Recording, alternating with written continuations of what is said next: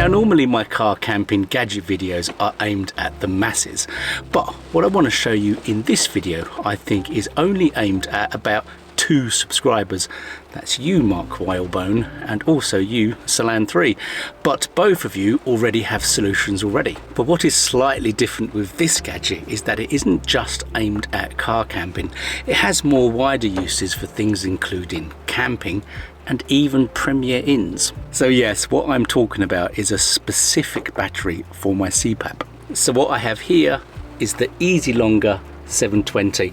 So this has a 72,000 milliamp battery bank, or in numbers that I understand, 266.4 watt hours, which actually I think is a decent amount of power for such a small size. And unlike the Beast, this is significantly more portable.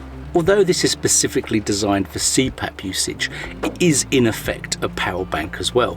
So it has USB-C, USB-A, even has a 12-volt socket, but it also has a little wireless point on top for charging your phone, and the max power you can draw from it is 180 watts. Now before you start using this to power other devices, you need to first think about how many nights you want to use the CPAP for, because clearly the more power you draw out of this for other things, the less power you have for the actual CPAP, but I will talk more about that shortly. So the ES720 comes with 4 DC cables, and I'm guessing these are probably the most popular CPAP devices. Now you can buy other DC cables for other CPAPs, and you can also use 12-volt inverters or 12-volt converters and inverters. So definitely check to make sure that either your one is included in the first list of 4, or if you need to get an external cable for it. So the main test that I wanted to do for this video was to actually see how long this power bank would last on one charge, using it purely for a CPAP. And my test has shown that it lasted a total of 4 nights and 27 hours.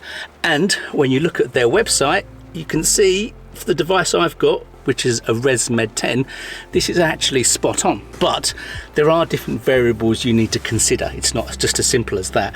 It depends on which CPAP you have. It depends on the pressure setting you have it on. It depends on how much you breathe. It depends on everything. So it just gives you a benchmark of how much all these different devices you could potentially get out of on one charge. And this is why I come back to the whole thing about, if you use it for other power sources, then clearly that total number is going to come down. But if you're using it exclusively as a CPAP, then you're looking at anywhere from 21 to 27 hours. But the key thing here to note is if you're using a heated tube or a dehumidifier, because if you are, the usage time goes down exponentially to, in reality, less than a night. Now, just like an ordinary power bank, there are 4 different ways that you can charge this. The first, and that's the only thing that's included, is the mains power. Now, I did this yesterday, and it took just over 4 hours to charge from completely empty to completely full. The other 3 methods are not included, but you can have a 12-volt car charger, you can use a PD fast charger, or you can even use solar panels. Now clearly I can't demonstrate solar panels today because we have a yellow weather warning here in Kent, so it is all rain and wind. But this would be a really good use for my little tiny solar panel that I've got, if you remember.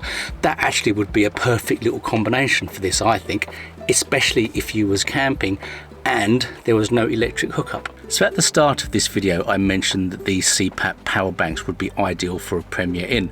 Now the reason why I say that is because earlier this year we went to Glasgow and stayed in a Premier Inn, and basically if I wouldn't have taken my power extension cord, then basically I wouldn't have been able to use my CPAP because the power plug was so far away from the bed, my extension cord wouldn't have reached.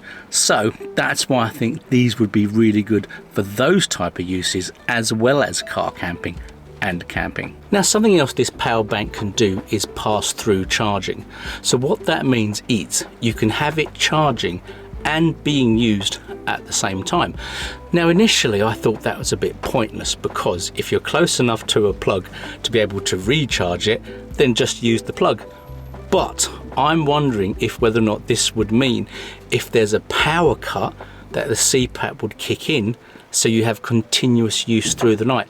I'm going to have to check to make sure that is what that means in this case, but that is what it normally tends to mean with power banks. So this could be good as well if you're prone or scared of having a power cut whilst using the CPAP. And the last thing I want to show you is how this works. Well, it's super simple.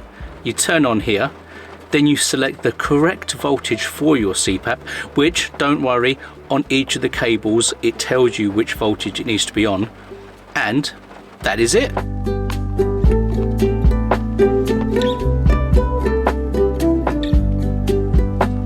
Then you have a fairly simple power indicator there, and that tells you how much power is left. Well, going forward on future car camps in 2025, you will see me using this every time now because, like I say, for me it's perfect. It's small, it fits on the side next to me, and more importantly, when you're in a little car camper, it doesn't take up any extra room. Well, not really anyway. Now, although I don't have any discount as such for this item, if you go on Amazon right now, then actually there's a £40 off anyway, so it brings it down to 180 quid. But that is me done.